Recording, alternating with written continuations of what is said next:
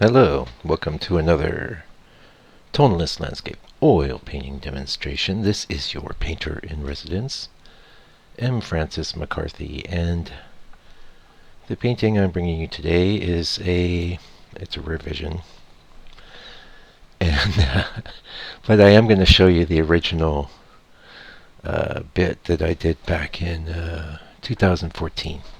So this would have been my early days of videotaping, and it wasn't a really bad painting at all. So I did this revision back in 2018, like, oh my goodness, like October. So I've been sitting on this a while, but it's all good. It's all educational. It's all fun. And one of the reasons I wanted to share a revision is because I've been doing a bunch of revisions again in the studio, and I just love doing them. I just love the freedom of sitting there going, well, I've had this a while. What can I do to make this better? You know, especially on these little 5x7s. I've always sold these pretty reasonably, and you know they're not that big. They're big enough though that they're to be engaging for sure. And almost any painting can be engaging, but it's a great size. I have a lot of them, and I've sold a lot of 5x7s, but I have, quite a few more, especially since I was, doing a 5x7 study for every painting that I did for about 3 years or something. So you can see the way I'm sort of approaching the painting now. It's pretty quick. It's pretty direct. It's in some cases, I used to, when I had this burnt sienna background, I would rely very heavily on that red tone. And so when I would go thinner with the paint, it was to let some of the red come through. That was a big trick. And the great trick that I did a lot was to like run a green sort of wash over the top of the red background. And that always worked great. Especially did that on a lot of my master studies. I don't know if that's what I did here, but so right now you're looking at 2014, and I can't say I paint substantially different. I think one thing is it's like I was definitely forcing myself in 2014 to use bigger brushes, but it looks like I'm using a 4 for most of this, and a 4 for the skies is generally fine for me. When I go in and do, like you'll see in the revision stages, most of that I might do with a 2 at this size, yeah, it looks like I might be using a 2 here to just draw in the dark bits. And back then, that dark was not black. You can see it's quite chromatic, has a bit of a purple quality to it. It was a mixture of alizarin crimson and phthalo green, which is awesome. If you haven't tried it, that's dynamite. I painted with that for years, though, and I just like black better now because I feel like black connects me to the artists of the past more. The fact that it's the black that I use is a ground up bone. It's been turned into a waxy charcoal. That's just, that's something primeval about painting with a color like that. And not to mention it's transparent, it's flexible, it's awesome. But, the chromatic black I used in this painting, at least in its early stages, is awesome too. It really has a lot to say for it. One is that it's got a bit of zing, a bit of life in it, that a lot of people accuse the ivory black of being a dead color, but I think that's an attitude problem. I think it's beautiful, and I think if you have that attitude about it, then you use it in a way that something that's being appreciated will reveal its beauty. Where somebody goes, "Oh, this is dead. See, I used some," and that shows you, But there's a lot of strategies. That Draw Mix Pink guy, he does burnt umber and ultramarine blue for his darkest color. That sounds like an interesting combo. I like my ivory black though. I'll be sticking with that. But why not? There's a lot of ways. Yeah. So one of the things too, back in 2014, I tried to keep things pretty loose, pretty chunky. It was my hope that doing the study, a looser study of the before doing a larger version of the motif, that it would be sort of the equivalent of doing a plein air painting. And the reason that I don't particularly like the plein air painting is just the lack of control I have over circumstances in nature. And so many of the things I want to do with painting are synthetic. So plein air is not really my thing. But one of the things I think that is very valuable about plein air is that you have to move quickly. You have to make your statement. You have to get it down. And I've done my share of it. And I recommend it anybody that wants to do landscape painting, invest some time in it, because it's challenging. It forces you to think fast, move fast. Those shadows are moving all the time. A big tip, not that this is a plein air channel, but I can tell you a big tip is, once you get your shadows set, don't try and change them as your light's changing. Just focus on getting those dark shapes in first and follow through from there. Yeah. And move quickly, don't futz about. A lot of the great plein air painters, like the Impressionists, would go to the same spot every day, for the hour or so that the light's going to be constant.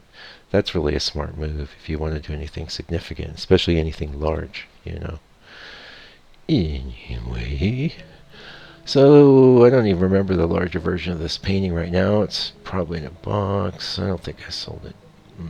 I kind of like the composition. It's sort of a definitely countryside, and I like painting roads in the countryside. We have a lot of countryside out here, and I love driving through it, and I love painting it. And yeah, so it won't be long. Actually, I forgot to ask you to like and comment and share this video, and also, yeah, I can pop this on my store. Make sure that it's available to you if you're interested. Yeah, I'll have to remember to do that. Gosh. Anyway, yeah, do all those things to help out the channel. We are growing, and good old Google sent me a check, a whole 130 New Zealand dollars. So we bought some sushi with that today. We didn't have to spend 130 on the sushi, but it came in handy, It was all good. Thanks for that. Yeah, that's for your Toyota ads. I guess you gotta watch or whatever. Anyway, we're coming up on revision time, so it looks nice. It was a fine painting. There's nothing wrong with it. It was good. But I looked at it, I thought, maybe, I think I made this road into a river. For one, who knows? Sometimes, even if I like them, they've been around a while, I can think of ways I want to revise it. But yeah, first of all, a glaze. So that glaze would have been a bit of transparent earth yellow and some permanent orange. And down in the bottom, don't know. Or I could have achieved a very similar result with the transparent earth red, very thin. That's enough, just down in the sky and a little down below. It was already pretty warm. And then I think that was one of my main issues, is I felt that the dark shapes were kind of vague. So you can see a lot of times in these revisions I'll be going after the one thing I thought I could really deal with, which was like, okay, the sky's really bright. Maybe we should darken the shapes against it, and that would create more, I don't know, more drama. It's already looking better to me, and there were a lot of good things about it, so hopefully I left most of those alone.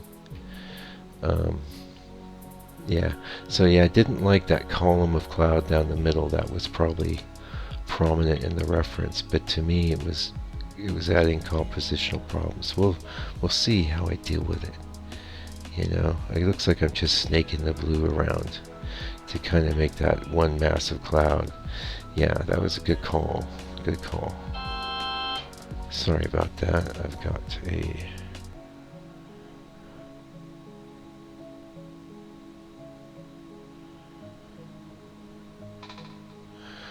Cool. Anyway, yeah, sorry about that. Yeah, it's all good. Anyway, you can see the other thing I like to do in these revisions is to start pumping up some of those highlights, really getting a lot more. And then, yes, I made a decision. We're not doing a road. We're making the road a stream that reflects the sky. And this was a bit of an interesting thing because I could have said, well, I want to reflect all those trees and stuff too, but I opted just to make it the sky. Yeah, and that's something, we'll see if I stick with that anyway. So I do a lot. In fact, it looks to me like I may have spent as long on the revision process as I spent doing the initial painting itself. Yeah, so yeah, I'm dealing with those shadows. I'm wrangling with that because we have a reflective situation now. And I don't have any reference, so I'm just hunting in my memory bank for ways to sort of make it convincing, but you don't sweat that stuff too much. We have photography already. I don't mind, more and more, I don't mind if there's a bit of a primitive quality to some of the things I do. And by primitive, I don't mean that it's not sophisticated. I just mean that it's not overly finessed. And I think you can see this progression with a lot of different artists' work to where they're, delineating every little facet of what they're doing to where they start working with bigger shapes. And I tell you, I could pick, one of my landscapes out of a whole wall of landscapes just by the shapes of my trees. I can't escape. I can't escape the tree shape. Yeah. Anyway, so yeah, a lot of little picking about, a lot of interesting stuff. I always start with a glaze, and now I'm just, looking for luminescent glowy quality to reinforce. Well, it already had that, but we're kind of reinforcing it, It's looking pretty cool. Yeah. Anyway, so as far as what might be happening in the studio, I have been able to get back to work and do some painting this last week, and a few figurative things which do give me a bit of pain, to physical pain and not mental pain, but yeah, a bit of mental pain too. They're a challenge. And then revisions. I'm into these landscape revisions, and I have a few set up that I want to go after as well. There's a lot of things I want to do and not much time to do it. And yeah, of course the music is proceeding. And by the way, yes, it's my music in the background. You can go check out some of my music, I think, at Abysm, ABYSSM, at bandcamp.com. There's like a whole preview of an album I put out there. And also, I'm on Spotify and stuff. You can find it under that name there too, if you're interested. Anyway, so revisions, dreaming about future paintings, future works. Yeah, I've got a big box of revisions, and when I get in revision mode, I get on a tear, and this is one of the reasons why I'm sharing this today. And oh, you can see another thing I love to do when I'm revising things. It's like I pump up the color. You can see that green in the middle there. I just went, all right, that's a little bit of the permanent green light that I have on my palette. And never straight. You can't use it straight, but I mix that with the my normal Mike's green, which is a mixture of Hansa yellow medium and ivory black. That's a more earthy green, so I'll mix those two together until I get the right sort of value. And sometimes I throw in a little more yellow if I need, whatever, to get kind of a green in the grass that pops. Looks exciting. Yeah, so anyway, we're getting kind of close to the end. If you haven't liked this video, please, just, move on over there and like it, 300 views, 30 likes, that's about right. Yeah, I'll take it, whatever. It helps YouTube realize that this is just awesome painting quality content for people that just like watching paintings happen. That's about it. That's all I really have to offer. Anyway, until I see you again real soon, take good care, and